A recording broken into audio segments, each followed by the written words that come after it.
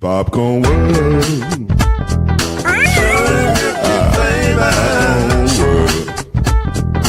Popcorn World. Yeah.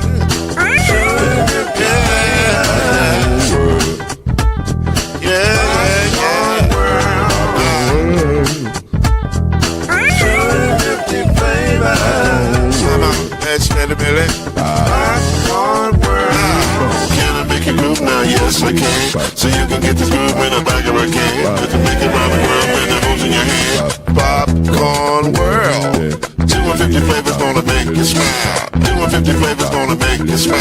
250 flavors gonna make you smile. I said popcorn make you smile. Ah. Popcorn World. Popcorn World. Popcorn World.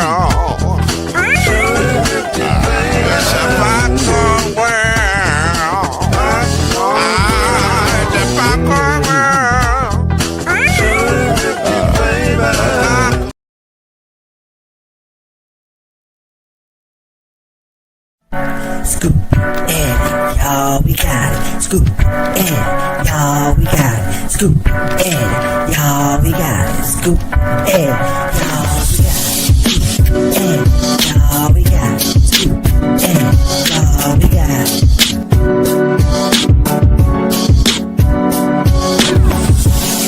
That's how we go. This is how the games the press roll. That's how we go. This is how the games the press roll. That's how we go. This is how the games the press roll. That's how we go. This is how the games the press roll. And now, get ready for Kendrick Haskins and Lloyd Spence, the press and the pros. Let's go.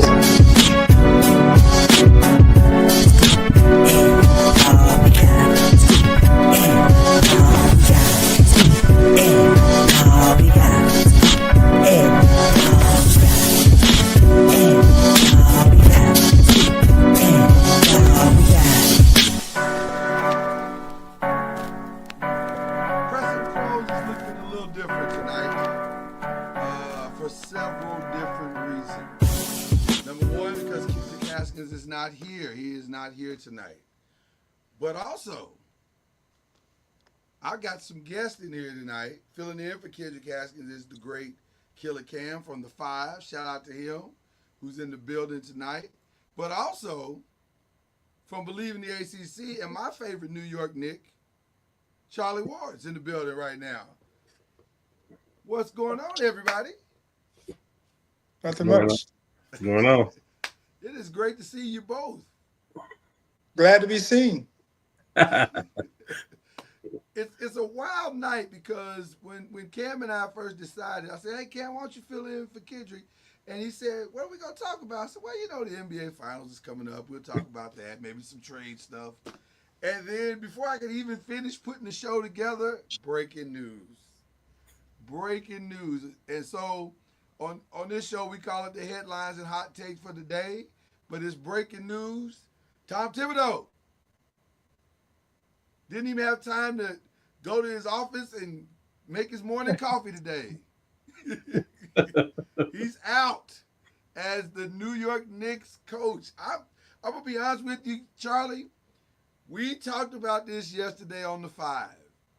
And I said to my brothers on the Five, hey, man, it would not surprise me if the New York Knicks pulled this move.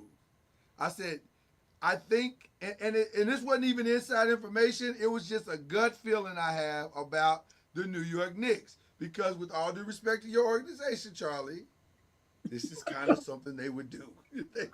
When they grow weary of a certain circumstance or situation, they make changes. Now, I was like, I don't think they'll do that, but it would surprise me. And now here we are. What are your thoughts? I got to go to Charlie Ward first, Cam. Of course. What are your thoughts about that? Being a legendary Knick yourself. You know, Tibbs was with me one of the coaches while I was there, and good friends in the sense of just knowing knowing him. Um, but in this day and age, I mean, I've had friends, coach in the league, and they get fired for whatever the reason may be, and that's happened a couple times this year with coaches that I was really close with uh, this year. But that's par for the course. But I'm not surprised about anything that happens anymore, especially in this day and age of money market sports. And so, and then the lifeblood of a coach is very similar to the lifeblood of a player being on one team, because everyone's looking for better opportunities and better, whatever. And so, for him to be with the Knicks for 5 years, and for him to help bring the organization or the team up to where they finished the other day, The other day is hilarious. it's and there may have been some grumblings or something. I'm not sure, grumblings within the style of play, and just all those different things. But you know, to me, Indiana is just a difficult matchup for any team, Right. but especially the Knicks. And the reason I say that is because the Knicks, as long as Jalen Brunson is their facilitator or main guy, they won't play fast. That's just the nature of his game. And there's no knock on him. It's just the way he plays. And so, you know, they're going to have a stylistic difference, with those type of teams all the time. But that doesn't Yeah. mean that they can't overcome those series of those teams. Like they had a chance against Indiana. I knew it was going to be a tough out going back to Indiana, but I just the thing is they got this far, and now now there's going to be a cultural change or different voice to try to keep them at this level, to continue to move forward. I'm sure they're going to make some roster changes as well. I mean that's just par for the course. But whoever the new coach is, I'm sure they'll get a nice leash as well. Um, but 5 years is to me is a long time for a coach in this day and age. It's a Man. lifetime in this day and age. Yes. Um, I'm so conflicted by this because I agree with what you're saying. They've hitched their wagon to a certain style, and the style is taking them 2 games away from the finals. So I don't know. I'm not sure. And they've only had one season with Cat. So I'm not sure what else, other than going to the finals, I'm not sure what else you were looking for from this. Like, I don't know. But But I like to hear Cam's point, but before Cam yeah. goes, I do believe, if I had to guess, and I'm only guessing, haven't talked to anybody. If I had to guess, I'm sure there was some philosophical differences with how things played out or finished, or how guys were used, or how long they played. Because You mean management, and coaching? that's always Yeah. been like the thing that's always come out, like managing the team guy, the minutes, and all the different things.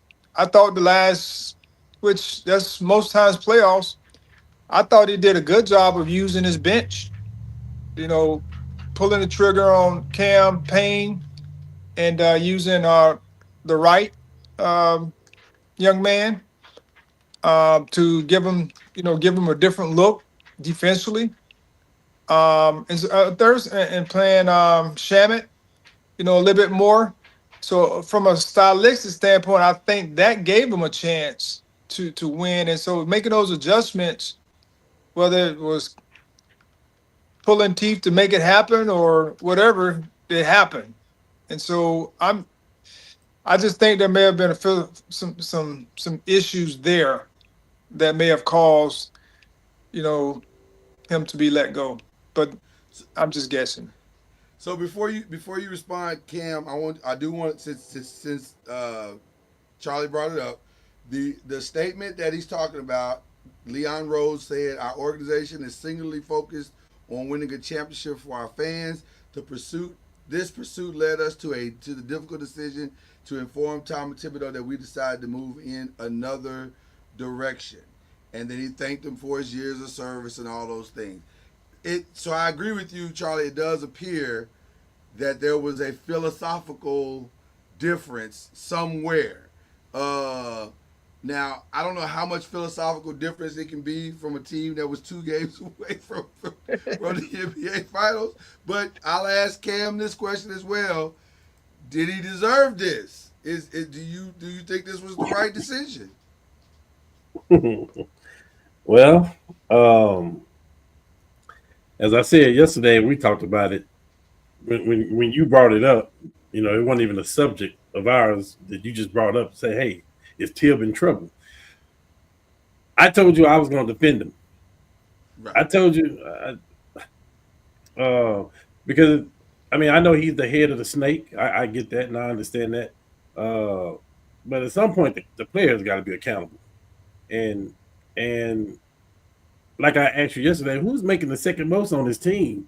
Like I just didn't see the production of the Ananobis of the world, the bridges where I feel like that could have made a huge difference in the whole series. I know Tib got a reputation though for running his players in the ground, and I'm just going by what I read. I don't know, um, and I hear the ex players talking about it. You know what I mean? Nobody that currently played for him, and so I was just curious, like yesterday, like man, it's 2 games away from the NBA Finals. The Knicks that came out of nowhere. They the third seed.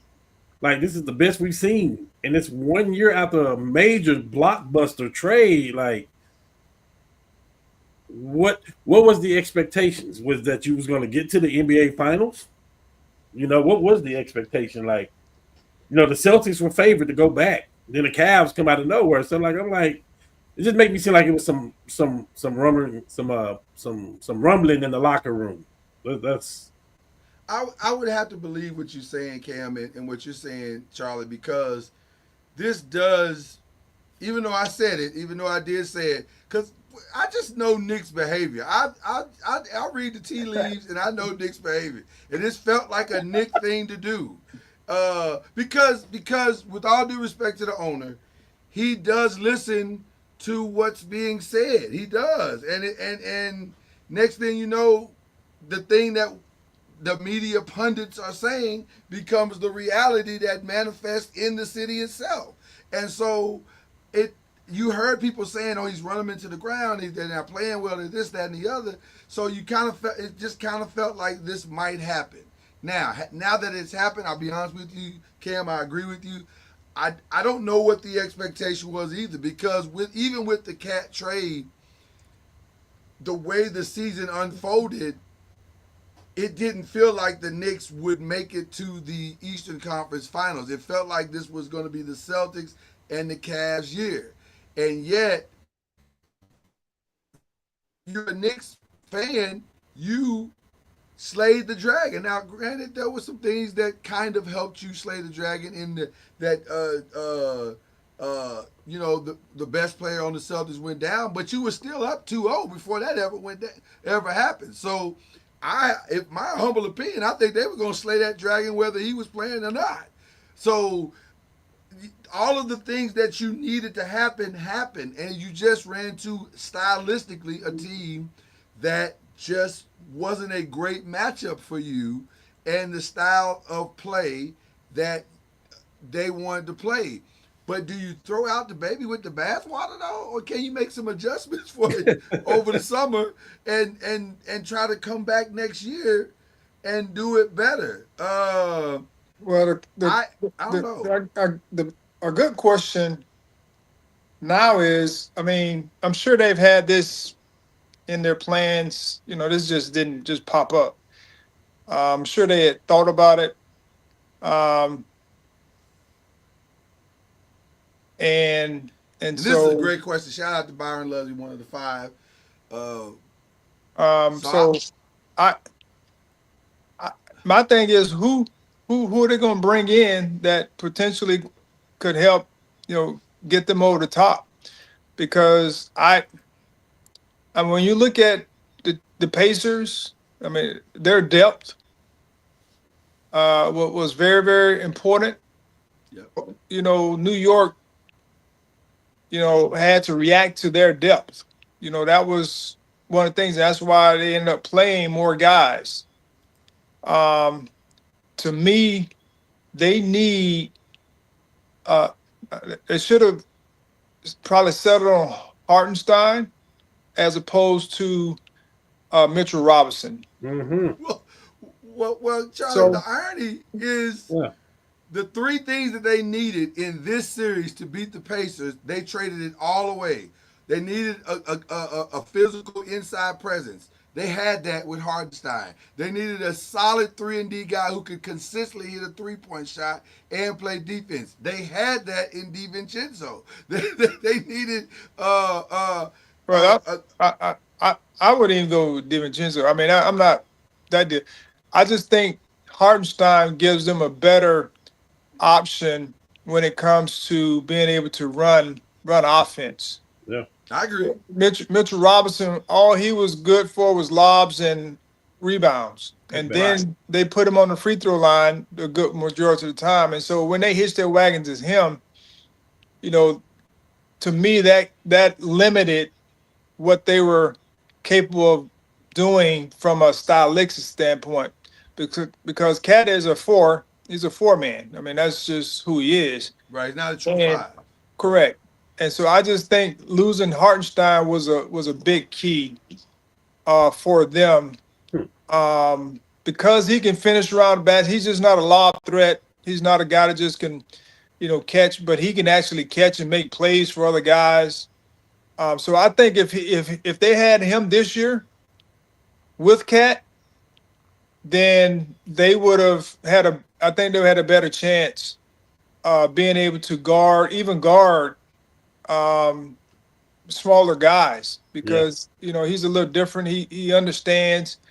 I'm not saying that Mitchell is a bad player, but I just thought Hartenstein was a key loss for them. What about giving up on Obi Toppin? Was that a mistake? I guess what I'm really asking is how much of this is Leon Rose's fault? Well, I mean, that's not gonna that's not gonna they're not gonna say anything about that. No, they're not gonna say anything about that. But I mean, Obi Toppin, I was an Obi Toppin fan, and Yeah.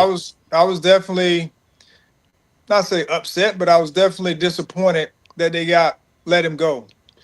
Because as we saw, he is as you talk about 3D guy, he is a guy that can play on the outside and also play on the inside, because that's where he was born. I mean, he was born as a four role 3D type of guy. That was who he was in college. Yeah. And so I was very disappointed when they got rid of him. But I think they also had a tough time finding OB as well, how they can get him involved in the offense, which he has skills. To me, he could be the Siakam of this team Yeah. Yeah. if they gave him an opportunity. Yeah.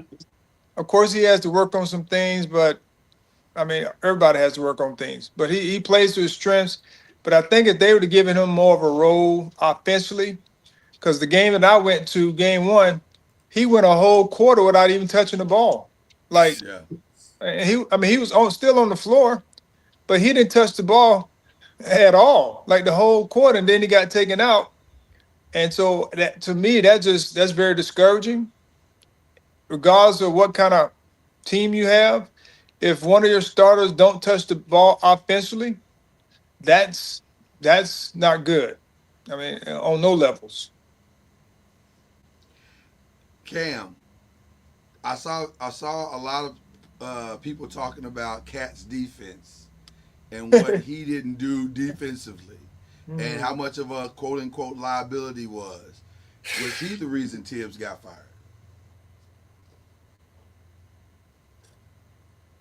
I think it was a multiple. It had to be. It had to be more than that. We can't just base it off Cat. Like No. it just. I mean, for one, I think Cat even his lateral movement of just of what he does is he's built for team defense. You know, he's not for to shut nobody down Right. outside of his length. You know what I mean? So like, I don't think so. I don't like Charlie said. Hartenstein is just more well rounded. You know, even if defensively too.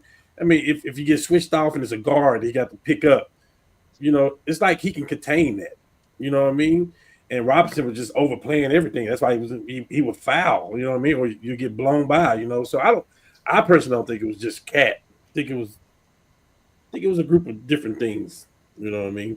I, Uh, I I, will I will say that Cat defense was not good. no, It wasn't good. it wasn't. It wasn't No. good. Especially the first couple games, them losses they had. I mean, he Yeah, Yeah. was all over the place. I'm sitting there like, and to me, that's probably one of the reasons why he was sitting for so long. 100%. Because defensively, it looked like he didn't know the game plan at all. yeah. Right. And Tibbs is a defensive guy.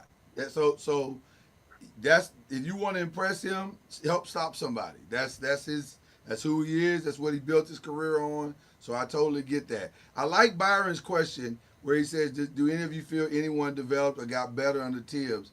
I I I would argue that several people got better under Tibbs. The Villanova guys for sure got better. Maybe not Mikhail as much, but for sure Josh Hart. I would say he's played his best basketball under Tibbs, and Jalen has played his best basketball with Tibbs. So I I don't know if Tibbs can be the blame 100%, but he's not exempt. I would agree with that because while I'm saying offensively he got better, Brunson did get cooked a lot. It's ironic that his best two guys offensively were not good defensively at all. And how So do you take them out? How do you take them off the court? you How do you can't take Cat off the court? you can't you Well, can't they took themselves off the court a few times with yeah fouls, Yeah, absolutely. and actually, when Brunson was off the court, They did they together. they had a they had a plus they had a plus number, and most of that was because they put different guys in that was different. Like they were defensive minded, yeah and the ball was moving. They played faster, and so I think that's just understanding that piece of it. They were positive when he was off the floor, and that's when they made a lot of their runs Yeah, when they were down 19 or 20 points, because they could switch everything and guys were more aggressive defensively. And I think that's something, of course, he'll do his evaluation. That's something he's going to have to improve. I mean, Steph Curry had to improve in that area. right And, now he's manned up. I mean, he at least taking on the challenge to work to try to defend guys when they go after him. But I think, when it's all said and done in this day and age, 5 years is a good number.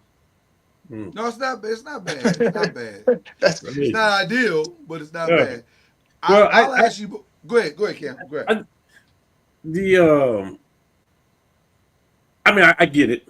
They lost, and I get it. Tibbs got fired, and I just hope everybody don't hang that like I don't want to take too much away from what Indiana did. because Indiana, Right. they, you know what I mean? Like it was a Right. good series, but Indiana, I just feel like they had more. Oh, If 100. that makes sense, you know what I Yeah. mean? And Absolutely. sometimes when you got more, you can throw different bodies out there that can contribute more. The Knicks weren't throwing people out there that, they were. It's like they were spelling minutes. You know Yeah. what I mean? Where Indiana was throwing people out there that could still score, that's going to defend. You know what I mean? So like I think that was part of it. I feel like they had better personnel across the board. You know what I Well, mean? That's what OKC do. They can throw a lot of different people at you. You know what I that's mean? 100%. true. 100%. Yeah, that's definitely of course in this business when the head coach gets fired, everybody wants to blame somebody or something.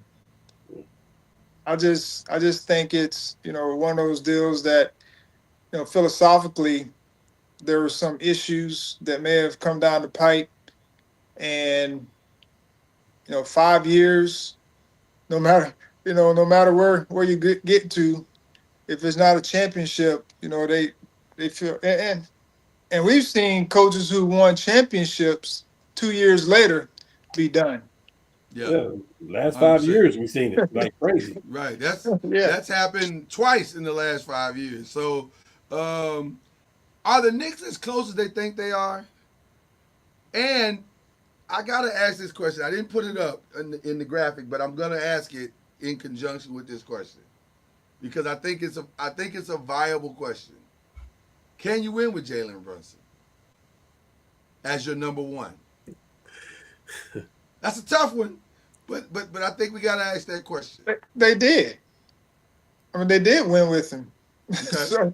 So I, I I just think that there needs to be.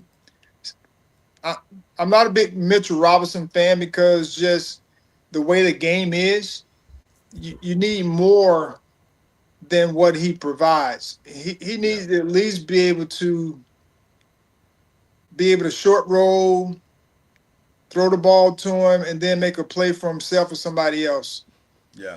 I hadn't seen that in a game. I've seen it in pickup ball, but I haven't seen him play that way in a game. Mm. Um, and so when you have a guy like Brunson who commands double teams, that's what you want. If you're a team, you want to have a guy on your team that's going to command double teams because Yeah. that means somebody else is going to be open, and he's a willing passer as well. And so I think you can win with him. I just would hope that they would find other ways to keep guys involved so that they can be productive. Bridges. I mean, the last game he kind of shot him out. He missed a lot of shots, but throughout that series, he was making some tough shots.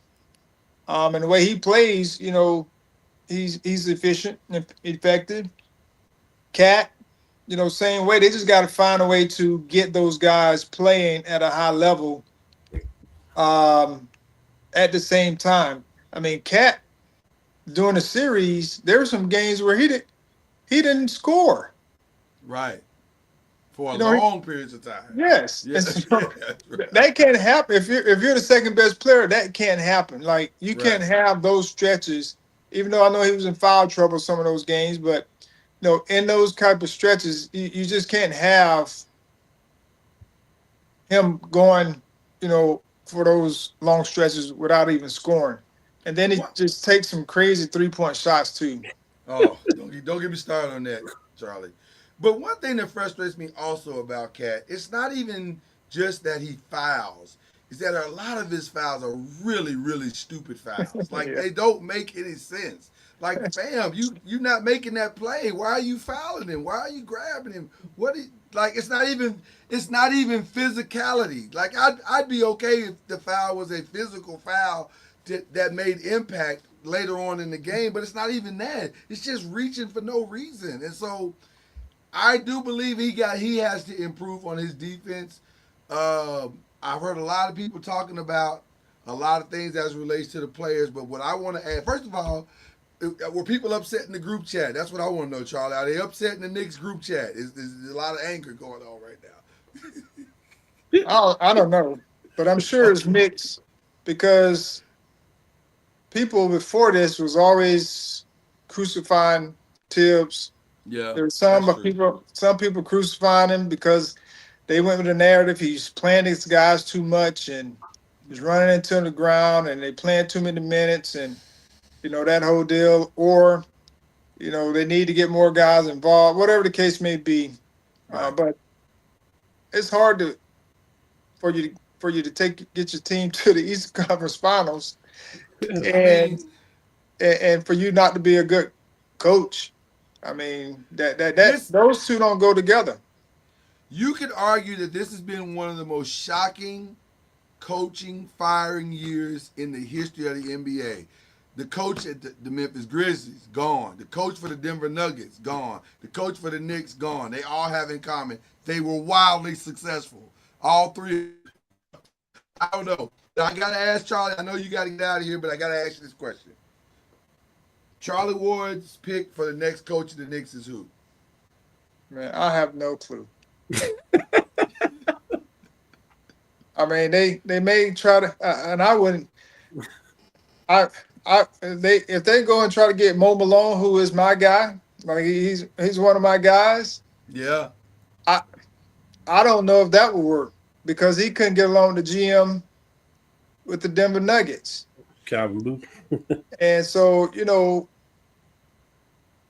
that would be a tough hire. Because he Um, has a style. He has a certain similar Thibodeau type style. correct. I mean, Yeah. So that's so I really don't know. And they can't go get somebody off somebody else's bench. no, no. Like a like a first year. I'm just thinking about somebody from like the Indiana Pacers, Yeah. or someone from someone that has a winning is from a winning program, Right. and they go get one of their bench coaches. If they go get Sam Cassell, I'll be happy for Sam. Already. Yeah. Do they? I'll- Do, this is a tricky one. Cam, who should be the Sam, next coach? Sam, Sam been on the bench for a while. Like Sam been on he's the bench ready. for a He's while. poised. He's I know. poised for this. Bring your college friend with you, Sam. Shoot. Von Sarah, No, not that one. Doug Evans. No, not him either. Yeah, those are two good candidates. No, don't do that, man. Don't do I that. think he was referring to the one that wears this hat. Come Yeah. on now. Come on now. Who, I do have, I who do you have, think I should do be have a Cam? question. I do have a question for Charlie though. Go ahead. Period. 2 moves to fix the Knicks in the offseason. That's reasonable. Great question. I mean, Great question. everybody can say, "Oh, go get Giannis." Yeah, everybody asks for these non-realistic expectations, but 2 moves, but what the Knicks have capable of right now to fix the Knicks to get them over the hump. Well, they need to get him. They need to get him a center that can do more than just rebound and block shots, if that. Yeah. So I think they need to shore up the 5 spot for sure. Yeah. And it wouldn't hurt to get a different type of offense that will include everybody in the mix. But we also need like a shooter. Somebody can space the floor. I know Cat can do that, but we need like a 2 guard that can space the floor, knock down shots. I don't know who that guy is, but that would be very helpful as well. I like Deuce. I hope they keep him around. I think he provides some good minutes. Mm. I also like the right kid, young man that came in at the second part of the series. I thought he provided some, but they need to shore up the bench.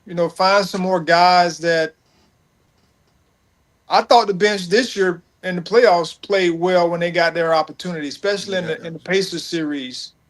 Yeah. So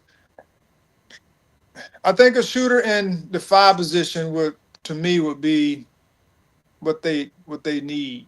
More of a Brooke Lopez, somebody that can contribute, something like that, a younger version.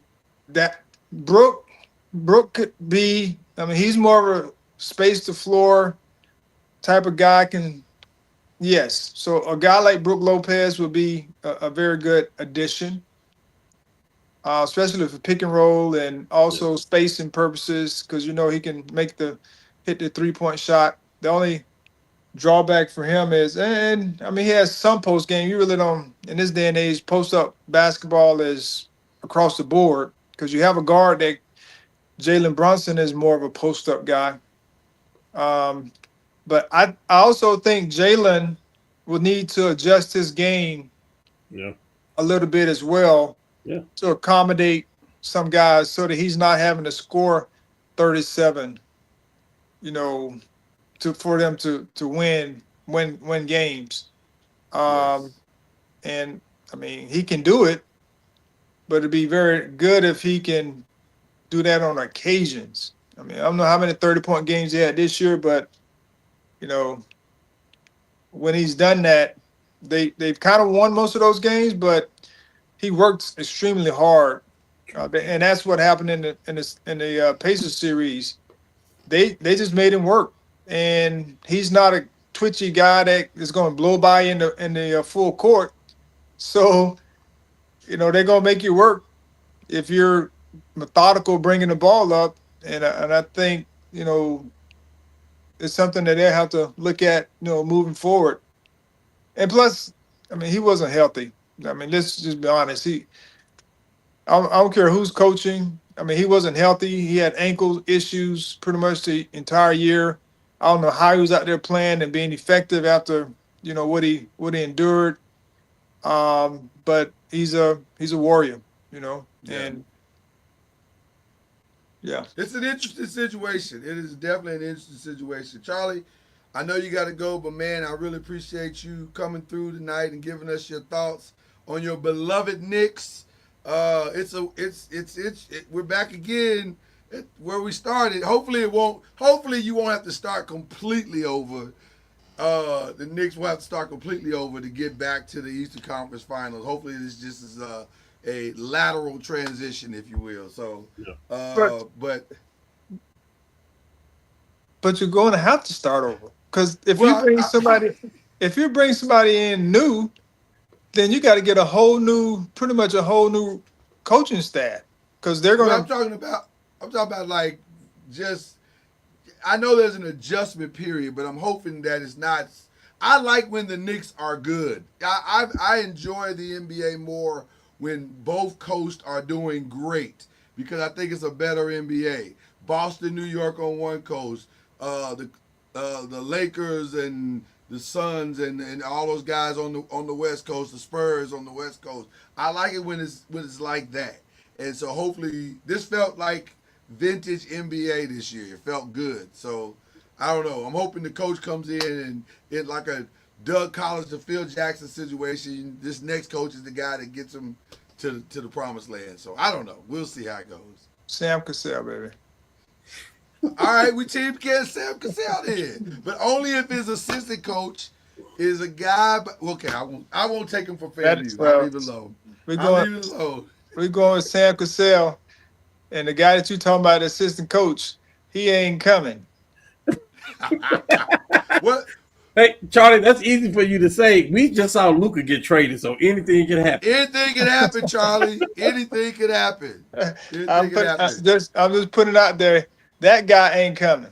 That guy's not coming. Okay, all right. Yeah. Thank you, my brother. We appreciate you, man. God All right. bless you, man. All Thank you, right. guys. The great Charlie Ward, ladies and gentlemen, coming through our first pro on Pressing Pros. I love it. I love it. I love it. I'm with that.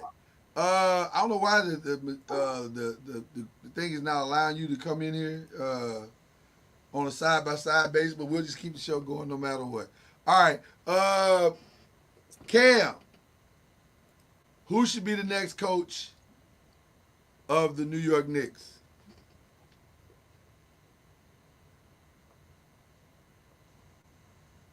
I mean, he got to be thinking like that though. Like Cassell been on a lot of teams.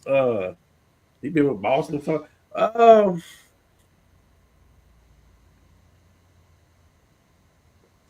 you had the perfect coach today. You can't go. I mean, he's right. You can't just go get somebody off.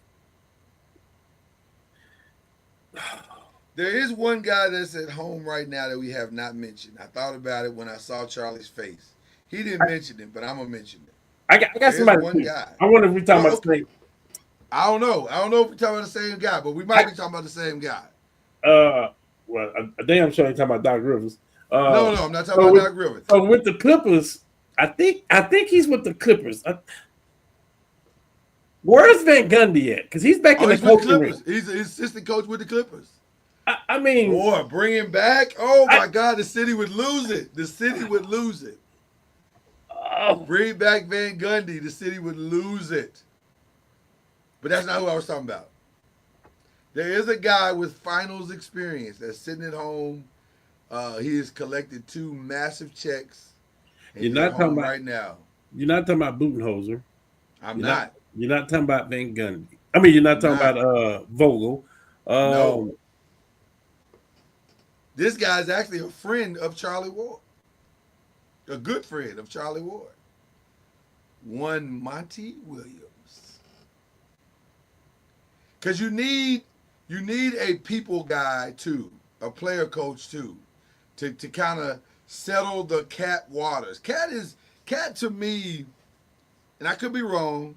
And Byron, if you still listen out there, I'd love for you to respond because you, I think, uh, no, Kendrick covered Byron. I mean, Kendrick covered Cat, so I can't use Kendrick. I wish I didn't get a chance to cover Cat because I wasn't going to UK at that. I wasn't going down to visit Lexington like that at the time. I was only covering Louisville. But it's interesting because I think Cat is the kind of player that does not like to be coached hard. And he might need somebody with I don't want to say a softer touch, but a more um, personable touch, right? And he may need a more father figure type coach. And I think Monty could do that for him and give him the X's and O's that he needs and the motivational stuff that he needs. So that's another name. But I think you can't go away from somebody with championship experience. And that list is small. And you just said all the names. Vogel, uh, uh, Budenholzer, if you want to go Budenholzer. I don't know if I would do that. But Budenholzer, Mike Malone, and then who else would be there? That's probably that's the list of the guys at home, right? And Monty. but you know what may help, like you just said. Hey, just like you just said, you know what may help Cat and Brunson? Like what I feel like helped Luca the most was getting somebody like a Luca, like Jason Kidd. So like the Cassell thing, it keep resonating with me now that he said that. Because you get a former player who's been in the glue, you know what I mean, in the crunch time, you know what I mean, like Chauncey Billups of Detroit. Something's going on with Detroit right now. If we go back, like something like that, you know what I mean, like I think I don't see why that's a bad thing. I wouldn't mind having a point guard that understands how to read the entire situation to Yes, help Brunson. like the But that Clippers. is but Yes, now let me ask you this question. I want to go back to because I know Charlie said they did win with Brunson, and they did until they they did. got to the Eastern Conference Finals, Yes, and then they came up 2 games short, and largely because of you could argue that Brunson ran out of gas or he he was got tired. injured or so that brings us back to that same place. And I'm gonna be honest with you, as much as I like this Knicks team, I would have probably given them even less of a chance to beat the Thunder because their bench doesn't run deep enough to be able to compete with a team that legitimately runs almost 10 deep. So I I Is think they go is ahead. he ball dominant? Is Jalen's ball He's dominant? completely ball dominant, and Ain't I that what think that's Luca part of the was? problem. Yeah, and they brought in a point guard like Kyrie Irving yeah, that helped them. yeah, You might have to do something like that. yeah. And listen, I think his perfect complement is in Boston right now. Which one, White White. or I Holiday? think Yeah, White that's would what I'm be. saying. That's something like I that. think White would be perfect because White can shoot. White is a hell of a defender. He'll take a lot of the defense pressure off of Brunson because now you can put Brunson on the other guard that isn't as good. You know, you know what I Yeah, mean, and put yeah, White on the primary guy, much like they did with Steph. You got to yes, follow that same yeah, pattern with Brunson because he's. I don't think he's ever going to be a true on ball defender because Steph's not a true on ball defender. right, But he can make some defensive contribution and get some passing lanes, get some steals the same way Steph did or Steph does. So I would love to see them maybe go after White and maybe try to steal White from the Celtics and get him in a Knicks uniform. And maybe that's how you help Jalen Brunson. But I do like the Sam Cassell thing. The only thing that I would say about the Sam Cassell thing is that if they want someone with championship experience as a coach, that might not be the best way to go. But as a right, player, right, yeah, I mean, it's undeniable. right. Yeah. So I don't know. I think it just depends on what they're looking for. If they're saying it's championship or nothing, then it's gotta be one of the guys we've named: Monty, Budenholzer, uh, uh, Mike Malone, Vogel. It's got to be those type of guys. If they're saying we got to reset the culture and then try to win a championship, then that opens up the door for Sam to get a position. So crazy stuff going on today with the New York Knicks just blowing up the week of the NBA Finals. Because yes, ladies and gentlemen, there is an NBA Finals that starts on Thursday, and just as we were sitting there talking, the Indiana Pacers have finally landed in. Um, they finally landed in OKC, so they're going to be getting off the plane in just a few minutes and headed to the hotel and finally getting the rest they deserve to get. I want to do a tale of the tape / who has the advantage with you and just see where we land on who wins this thing. We'll start with the most obvious plays. Halliburton versus SGA. Who has the advantage?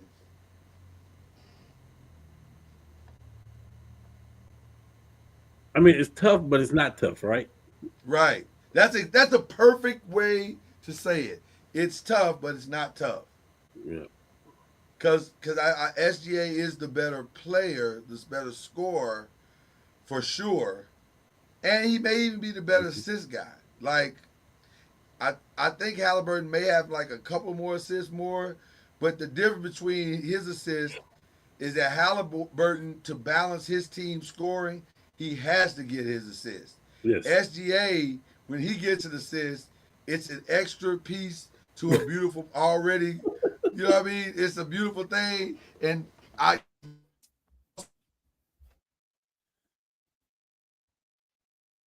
think is the number eight on that one. But what about the number twos? Who has the advantage on the number twos between Jalen Williams, the Jalen Williams, and Pascal Siakam? That's a tricky one. I'm gonna lean more towards Siakam.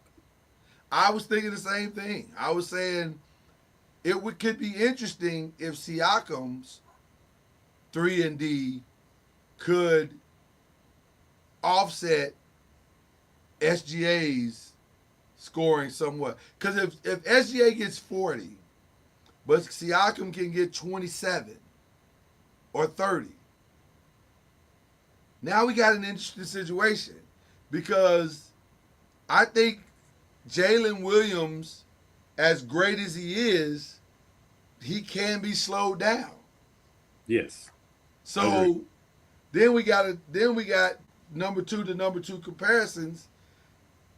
Siakam could have a slight advantage over that. Now, I think Jalen's defense is better than Siakam's, but it's interesting. It's an interesting situation. So I'll give the slight advantage to Siakam too. What about in the front court?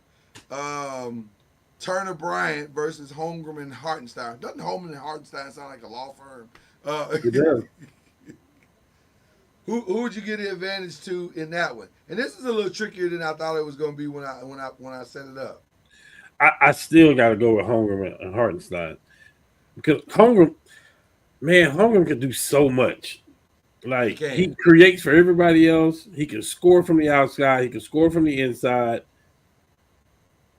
He can switch and defend. Like and Hartenstein is just he is that guy. He's I mean he's the low key Draymond Green for them. Like I'm gonna do my role. I'm gonna play my role, and if I play my role, we can win. You know, at a high level, yeah.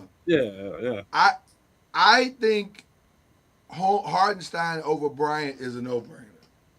But I'll say this about Miles Turner, and we talked about this a little bit yesterday on the 5. If Miles Turner plays two, or even I'll even say it this way. This is a better way to say it.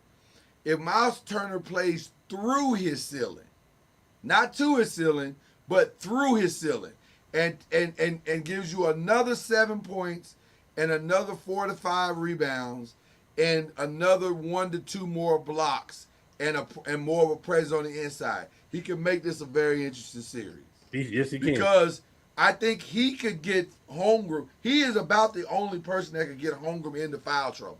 Yep. If he gets really physical with Holmgren on the inside and bullies him like he's capable of doing, now all of a sudden it could be a push situation where we know Thomas is going to get beat by Hartenstein, but Miles is getting beat by Holmgren.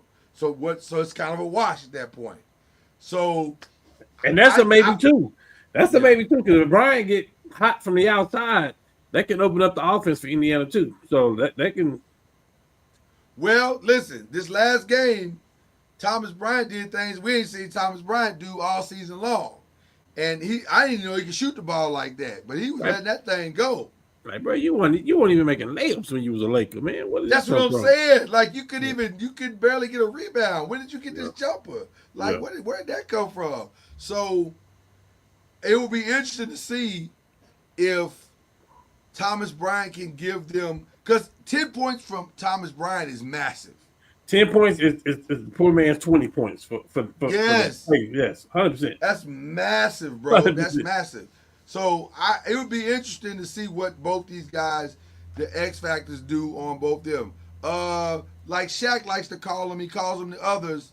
Whose others is better? Dort, Caruso, Wallace, and the other Jalen Williams, or Nembhard, Nesmith, Mathurin. We always forget about Mathurin, and Toppin. See, that's the tricky one. That's the one where I kind of want to lean towards Indiana. I want to, but if Caruso come to play, it's like my goodness, like. But the Toppin and the Nembhard and the boys can shoot, and like I said, they play their role just like OKC people do too. But like those dudes, and they can defend too. So it's just like. See, you mentioned Hartenstein as being their Draymond Green. I would argue that from a guard perspective, Caruso is their Andre Iguodala.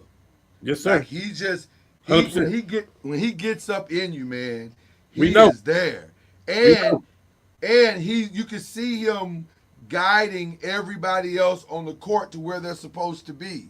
So he makes a massive difference. I would argue that Alex Caruso is the reason why Lou Dort is now a first team all defensive player. Because Lou Dort was okay as a defensive player last year. Now Lou Dort is a stopper. He's like a ball stopper. So I think that's all Alex Caruso, giving him the game, showing him what to do, teaching him how to be in the right spots and putting them in the right spots a lot of times. So but having said all that, I like Nembhard. I like Nesmith. I really like Nesmith. Nesmith is the poor man's Drew Holiday. Yep. He gives you everything that a Drew Holiday can give you, except he can't shoot as well, and he don't have the IQ yet because he hasn't been in the league long enough. Yep. But boy, 5 years from now, 10 years or 7 years from now, Nesmith is gonna be a problem. He's gonna be the second guard on somebody else's championship team. Yes. So Yeah. so I this could be interesting, man. Those Dort, Caruso, Nesmith, Nemhart, that could be interesting, and then that gets us back to Wallace Williams and Matherin Toppin. Matherin showed me something that I did not expect in this last series because they've been waiting on that Matherin all season long. The one that showed up, especially in I think it was game 4, where he just went off, and I was like, "Yo, where's that dude been?" And so I don't know, man. All he got to do is give us 2 of those at home, and then we got a different series. Just give us 2 of those game 4s at home, and then Toppin give you 2 of those at home, and now we got maybe a 7-game series. Yeah. Is Jalen Williams a disappointment?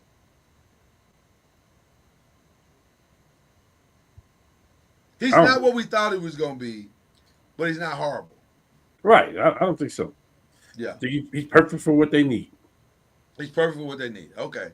So this could be interesting as well. I give a slight advantage to OKC because of Caruso's championship experience, but it could get interesting. And then we talked about this yesterday. I don't know how much of an effect this will have on the series, but I have a feeling. I think you made some phenomenal points yesterday that Rick Carlisle could be a problem. Yes. Because his adjustments are fantastic. Yes. I don't know if he made any mistakes adjustment wise. You could argue if you want to argue the few how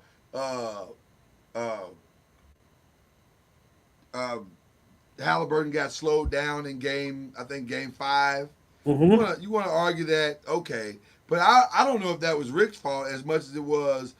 I don't think Halliburton was as aggressive in game 5 as he had been throughout the series. And I think he kind of pulled back in game 5, knowing that they had a game 6. So I would argue Carlisle pitched a damn near perfect game in this series, last series. He did what he had to do to win this series. Yes. So I give a significant advantage, like you said yesterday, to Carlisle. So that brings us to, has anything changed from your prediction yesterday? Because you was talking reckless yesterday. Yes. Oh, okay. Yes. The Pacers have a way of winning this series. Okay. It's the last thing we just talked about. It's Rick Carlisle. Okay. And absolutely 100% no choice. You got to go win game 1. You cannot get behind on these guys. 100%. 100%. This is, listen, this is OKC's championship to lose. Like, they're going to win this championship, right? This remind me of LeBron playing Golden State and Lord help him for not knowing that they was losing that game, J.R. Smith. And LeBron knew it. He knew if we had a chance of beating Durant and these boys, we have to go win game 1. We got to win this game right on the road. They had it. Yes. And so if you can't win game 1, you're done. I'm telling you, why didn't even bring a broom up here with me? No, I agree 100%. And I'll even piggyback on what you said. You're saying with what Pastor Cord is saying, man. All of it. I agree with them as well. You can't let the Knicks. I mean, not the Knicks. You can't let the Thunder become front runners. If they get up on you in game 1 by 5, 10, 15, you're done. They're not relinquishing the lead. They don't do No. that. That ain't what Yeah. they do. The worst thing you can do with this young group of puppies is to give them confidence right out the gate. What you got to do is steal game 1 and put just that much doubt in their head and hope that that doubt mixed with that youth causes some concern. And that might be your path to winning.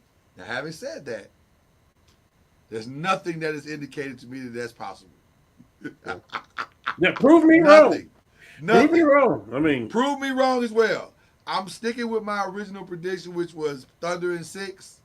But I would love to see the Pacers push it to 7 and make it a true series. Can't do that. And push.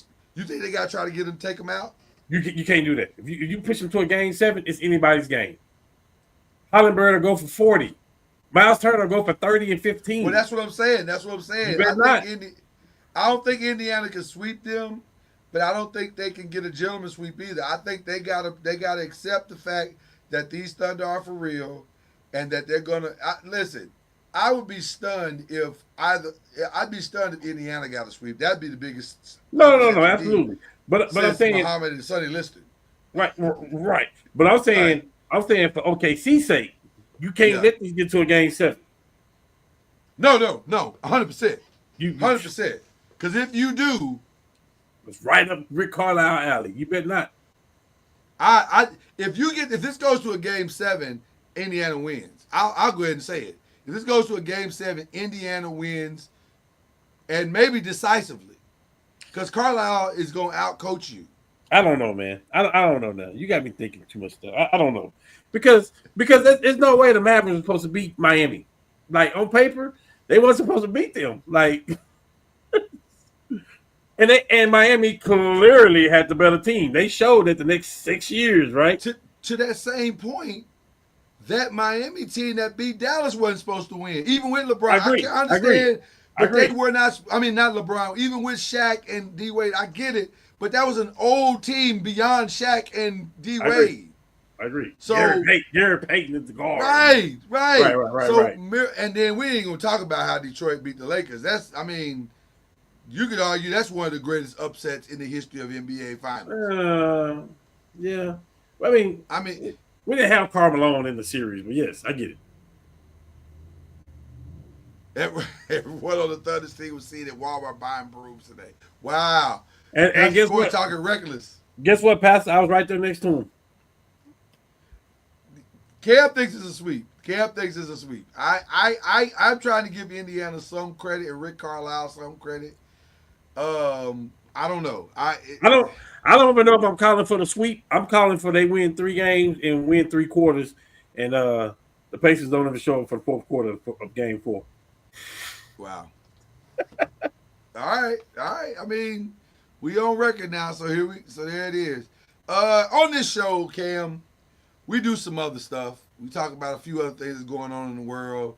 Just give some quick thoughts about it. So I'm gonna throw some stuff out at you, just so we can have some fun talking about other stuff. So we'll start with the first other stuff that's near and dear to our heart. Maybe I should change. Hold on. Maybe I should get appropriately dressed for this one. Give me a quick second here, Cam, so I can make sure I'm in tow here.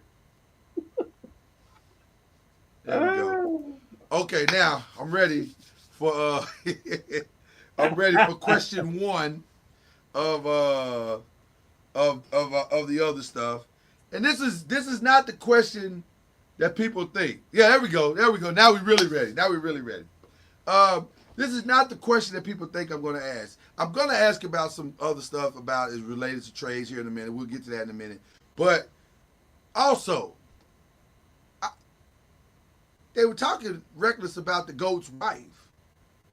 Talking about she's pregnant and she's hiding the pregnancy from everybody. She had to come on the Instagram and say, I ain't pregnant. What are you talking about? I'm going to have a great summer and I'm good. This? This is Vanessa. They was trying to say Vanessa was pregnant. And she was out here in these streets pregnant. What'd you call her, the GOAT? You said the GOAT's wife? I mean, the Laker GOAT.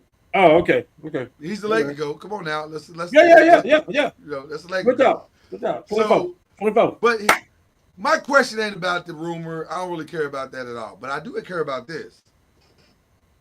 If you're Vanessa Bryant, where do you go from Kobe Bryant? It, you can only go downhill. That's what I'm saying. Like I don't know where you're supposed to Hey, go. shouts out to whoever he is, though. Listen. The dude that can figure out a way to marry Vanessa Bryant. Because here's what Vanessa Bryant don't need from you. She don't need your money. No. She done been in a relationship with a dude that she was childhood sweethearts with. She probably ain't trying to have them more kids. That's why I said she ain't trying to, bro, fam. She still got 3 kids at the crib. She ain't trying to be. Listen, hey, I ain't gonna hold you, but I don't think Vanessa's remarrying no time soon. Maybe not She don't ever. have to. She might go Coretta Scott King on y'all. Like she's like, how am I gonna go past Martin Luther King? That man got a statue down the street from my house. What I look like marrying somebody. So I don't know about that. But I got a Laker on here, so I can't have you on here and not talk Laker basketball. So the rest of y'all just got to tolerate this. Because it ain't right to have a diehard Laker long lifer like Cam on the show, and we don't talk Laker basketball. We got to do it. So I got to ask my bro right now, what's his thoughts on our offseason? Where do you think we going from here? Well, like I mentioned yesterday, like I said, I'm a realist. Everybody can say, Yeah. yeah, we go get Giannis. Yeah. Everybody can say that. Everybody wants that, right? Y'all better not let Realistic, us get Giannis. right? Realistically, though, like I keep saying, the fact that Triple J didn't get any All NBA team, and now he can't get this Supermax contract, and it looked like Memphis could possibly be blowing his team up. He is the perfect big guy that can play with Luka. He's defensive minded and he can knock down the jump shot, the tray ball. He can go dunk you. He can do the layup. He can pass the ball good. So like he's just the perfect player that you can pair up with Luka right now, and we can get him. Please opt out, LeBron. But we can get him. No, You know what I mean? If the money it's is not right, gonna if the happen. money is It's right, not gonna happen. It's not gonna listen happen. here, listen here. When I keep telling y'all, Bron can opt out, that don't mean we can't sign him, but he will sign for less. So I think it starts there, and then you got to You know figure. what? You know what? Let me say this. He might opt out if that is the prize. Right. If that is the prize, he might opt out. But let me tell you something. He did it for Clay. He was doing it for Clay last year. You threw out a lot of great stats. And you talked about his 22 points a game. You talked about his 5 rebounds. You talked about his block. You threw out a lot of great stats, and I appreciate that. That shows that you are an astute basketball aficionado. But you left one, maybe the most important stat about Jaren Jackson out. The man is 25.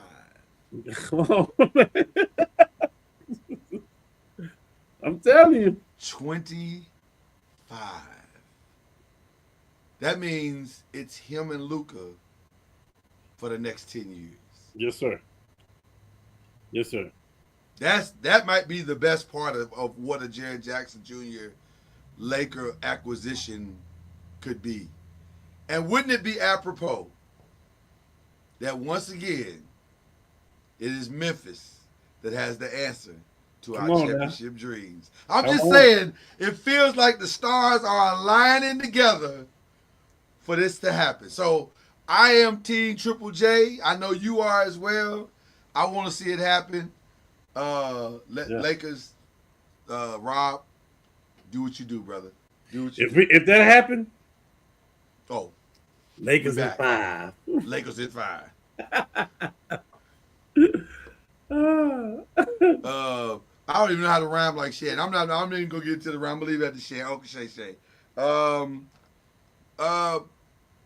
Shout out to Saquon Barkley on the Madden cover. Madden curse is gone now, right? We hadn't Yes. seen nobody get hurt out of the Yeah. Madden curse in a Yeah. long time. Yeah. So that's gone. Okay. Did you see the cover though?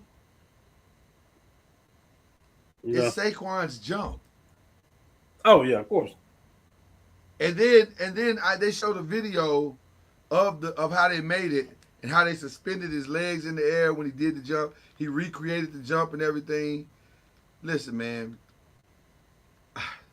I don't know if there is anything that is egregious as um as the Giants letting Saquon Barkley go. Like that may go down in history as the most egregious thing ever in the history of football. Uh, Is there a trade or a move that well, you know what? Let's expand this out beyond football. okay. Is this the most egregious trade in sports history? So that means we're talking Luca, No. even though it's too early to say that, but maybe not. We're talking Saquon. We're talking who else? What's the most egregious baseball trade? Before we was alive, Babe Ruth. Babe Ruth. I was gonna say Babe Ruth. That was pretty bad. That one was pretty bad. Yeah, to your rival. Um, Yeah. yeah, to your rival. Um, Bro, it for me, nothing's gonna top the Luca thing to me. Nothing's gonna top it. Like I it say, feels. The Mavs can go win a championship next year. 10 years from now, this is still gonna be talked about.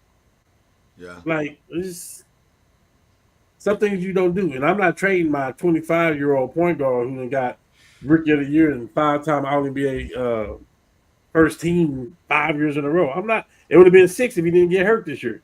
Like yeah, I mean, his numbers was better than SGA this year. yeah. Talk about it. You know what I mean? Like, It just feels bad. Look at this, bro. This is or can oh you yeah, see it? that's sick. Yeah, that's it. That's wild, ain't it? Yep, that's it. That's wild. He's just and then if you the Jacksonville Jaguar dude, you ain't trying to be on the cover for Madden for that. Not for that, bro. Not Not for for that. that. You trying Jesus. you trying to play Saquon next year again? This year, Right. I get got my to get light back. this dude up next Yeah, time I yeah, see yeah, you. yeah, yeah, yeah. Yeah. Yeah, I gotta get my get Yes. back. You know? Um. Yeah. I. The Luca feels like when we look back on this in 10 years, that's gonna be the most egregious thing ever done in sports. Like it just feels like it's gonna end bad, real bad. But shout out to Nico. You're a fine human being. Love you, Yeah, brother. Appreciate you. yeah. And the Okay. NBA tried to bail you out, but it still may not They work. tried. They tried. Let's see. Another uh, other stuff topic. It's official. Stephon Diggs and Cardi B are a couple. Oh boy. She might not have the Kardashian effect. She might not have that. She might be good for him. Has he got released yet? Stephon Diggs? What? No, they're not gonna release him, man. They pay too Okay. much money, and they Okay. ain't got nowhere else to go. Okay. You think they gonna release him? All he did was tell some girls to call him daddy, but it sounds like Cardi was on the boat with him. I'm just saying it's we'll They see. was just having fun as the kids like to do. Yeah, I hear you. They better stop that. Stephon better focus. Man, He, okay. he better focus. He better focus before he end up out the league. Okay. Here's a fun one. Here's a fun one. Robert Ory was on a podcast and he said, "Hey man, I deserve to be in the Hall of Fame." Yes. And can I say something to that? I'll disagree. I'll disagree. The man got 7 rings. He got 7 rings. And you could argue that he made a solid contribution to at least 3 of the 7 that he got. Maybe 4. maybe 4. Yeah. I think you got to at least talk about it, don't you? I mean, if it's a Hall of Fame for people that's making shots to take you over the top, he got some of those that He they got won. some of those. You don't get that if you don't beat Sacramento. Yeah, I get it. And the San Antonio. Yeah, I'm with you. I'm I'm with just saying.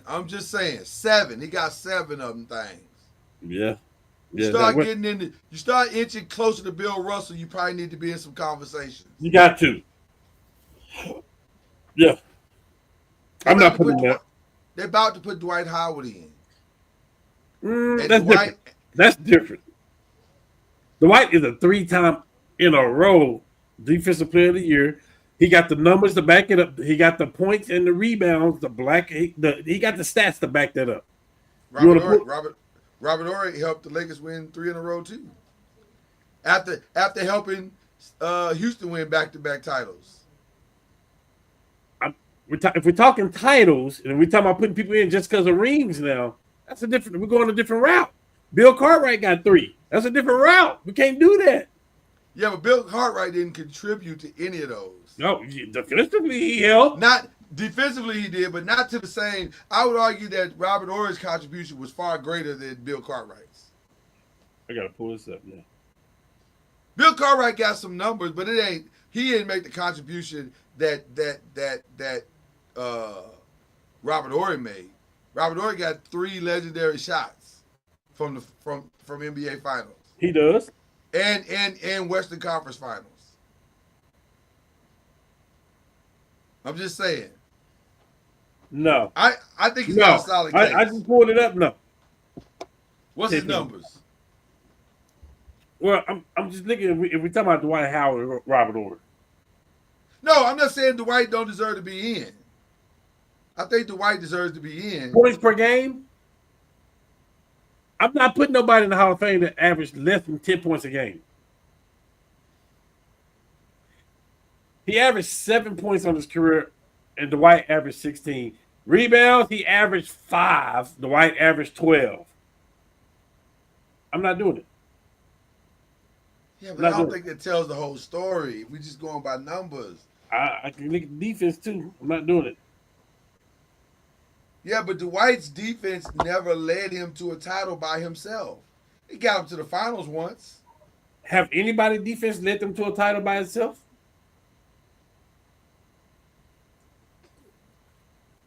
Detroit's collective defense did. Sure, right. Yeah, I mean. Now you're talking about a group, though, but yes, you're right. You're talking about a group. So, I don't know, man. I'm a Robert Horry guy. I like Robert Horry. Yeah, I've always liked Robert Horry. I think he deserves at least a conversation. But you're right. The numbers are not eye-popping. You got to go by the eye test. And you got to go by the heart test. And what does your heart say? What do your eyes tell you? To me, 7 rings says I at least need to be in the conversation. Derek Fisher got some good moments, but I'm not putting him in there. No. Derek Fisher got some good moments. I don't know if Derek Fisher has as many legendary moments as Robert Horry. They neck and neck. He may have 15 versus 13. It's the same thing. Like they neck and neck with it. Like it's.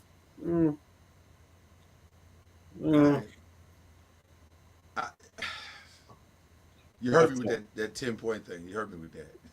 7 points again. I thought it was 6 or 7. You kind of heard me with that one. I wasn't prepared for that. I had no comeback for that one. I was like 7. God dog. That's tough, man. That is. But to that credit to that statement though, look who he played with. Like he wasn't gonna get a lot of shots in Houston. He wasn't gonna get a lot of shots in LA. He wasn't gonna get a lot of shots in San Antonio. So I get it. I get it. I get why he averaged what he averaged, but that doesn't make that he was clutch when he needed to be clutch though. 100%. So I don't know. He might just have to settle for a banner that goes up in one of the rafters of one of those buildings, and we'll leave it at that. So, all right. Are you a tiny desk guy? Dennis Rodman averaged 7.3 points a game. Okay, yeah, but he averaged like 1,000 rebounds too. Okay. So. Like blocks, and I mean his defensive numbers are insane. So I just have to look and see like can somebody get in like that? But I'm like, yeah, You I know. Too. can, Yeah, you can, but you gotta have a lot of other stuff popping to go with it. 100%. But the Seven Rings should give him in the conversation. So okay, are you a Tiny Desk person? NPR Tiny Desk person? Sometimes, somewhat, I, depending on who if it is. you if you Depending on love who it E is, if you love E40 like I love E40, his I'm down for tiny that. Yes. his Tiny Desk is insanely good. Okay. It is a fun hip hop ride because he is classic E40. He doesn't change for the circumstances. I love it. It was absolutely brilliant. I love. So I suggest you go watch the E40 NPR Tiny Desk. What's the best one you've Um, seen? gosh, Scarface, Scarface is really good. The Scarface was really good. Juvenile, Um, Juvenile, also very good. the Isley Brothers. I like that one. I like that one too. You know what's crazy? You know what's crazy? One of my favorite ones was the Mac Miller one. Rest in peace. But it was so good. I was like, this white boy is cold. Yeah. Because I wasn't a fan of his prior to his Tiny Desk. And Yeah. I stumbled on the Tiny Desk because I heard some people talking about it. And when I saw it, I was like, fam, this is really good. Like, it was low key one of my favorites. The T-Pain is the most shocking. Because I really didn't know he could sing like that. Like, No. he could sing, can really sing. I was like, oh, you do this. You Yeah. actually do this. Okay. Yeah. Um, It was smooth. it was very smooth. It was like smooth, really, yeah. I was like, bro, you Yeah. can sing. The Babyface one was good. Matter of fact, the kid that sings in the Babyface that sings the Can We Talk in the Babyface one might be the best version of Can We Talk I've ever heard. Avery Wilson, I think is his name. That might be the best version I've ever heard. It was brilliant. Yeah, but my favorite, man, that's tough. That's tough, man. That's tough. The one that I think I find myself watching the most lately is the Scarface one because it was really good. Like I was so impressed with the whole thing. So I don't know. That's a tough one. And the Maxwell. Oh man, Maxwell smashed that.